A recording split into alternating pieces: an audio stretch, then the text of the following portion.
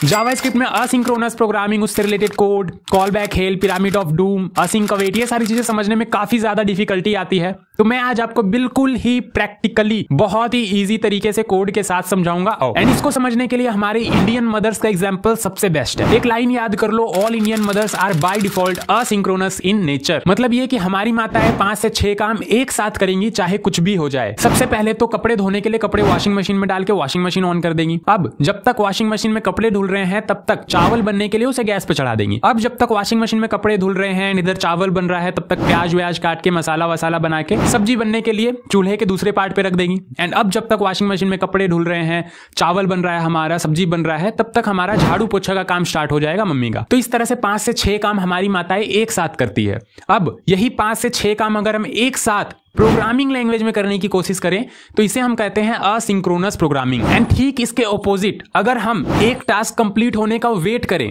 एक task complete होने के बाद दूसरा टास्क करें, एंड दूसरा टास्क कंप्लीट होने के बाद तीसरा टास्क करें, तो इस तरह के प्रोग्रामिंग को कहते हैं हम सिंक्रोनस प्रोग्रामिंग। तो रियल लाइफ एग्जांपल से तो सिंक्रोनस एंड असिंक्रोनस प्रोग्रामिंग आपके समझ में आ गया। अब कोड के थ्रू समझने की कोशिश करते हैं। मैंने यहाँ पे बेसिकली 3 कंसोल कराया है। अब आपको पता है जावास्क्रिप्ट लाइन बाय लाइन चलता है, दैट मींस सिंक्रोनसली चलता है, एक के बाद एक काम। तो सबसे पहले यहाँ पे क्लॉथ्स आर रेडी हो जाएगा, एंड फिर चावल तैयार हो जाएगा, एंड फिर सब्जी तैयार हो जाएगा। दैट मींस हमारा सबसे पहले ये लाइन चलेगा, फिर उसके बाद ये लाइन, एंड फिर उसके बाद ये लाइन। एंड ये ऑब्वियस भी है, चला के देख लेते हैं। तो रन करने पे जैसा हमने सोचा था बिल्कुल वैसा आउटपुट आ रहा है। सबसे पहले क्लॉथ्स आर रेडी, चावल इज रेडी, एंड उसके बाद सब्जी इज रेडी। अगर हम असिंक्रोनस प्रोग्रामिंग की बात करें तो हर एक टास्क को कंप्लीट होने में कुछ टाइम लग रहा है। लाइक यहाँ पे क्लॉथ्स आर रेडी होने में यहाँ पे 3 सेकंड लग रहा है, चावल रेडी होने में यहाँ पे 1 सेकंड लग रहा है, सब्जी रेडी होने में यहाँ पे 3 सेकंड लग रहा है।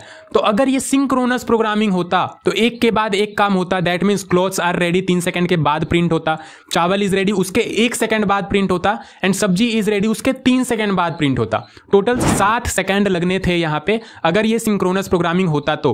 बट क्या ऐसा हो रहा है, चलो रन करके देखते हैं। तो अगर मैंने रन किया तो ऐसा नहीं हुआ। सबसे पहले चावल इज रेडी प्रिंट हो गया, एंड क्लॉथ्स आर रेडी, सब्जी इज रेडी एक साथ प्रिंट हो गए। तो इसी को कहते हैं हम असिंक्रोनस प्रोग्रामिंग, सारे काम को एक साथ करना। इसने सारे के सारे काम को एक साथ करने की कोशिश की। तो इसने देखा कि 1 सेकंड में हमारा चावल तैयार हो गया, तो सबसे पहले इसने चावल को रेडी कर दिया यहाँ पे, एंड उसके 2 सेकंड बाद यहाँ पे सारा काम एक साथ स्टार्ट हुआ था, तो 1 सेकंड में तो ये हो गया, एंड स्टार्टिंग से 3 सेकंड में ये टास्क और ये टास्क डन हो गया।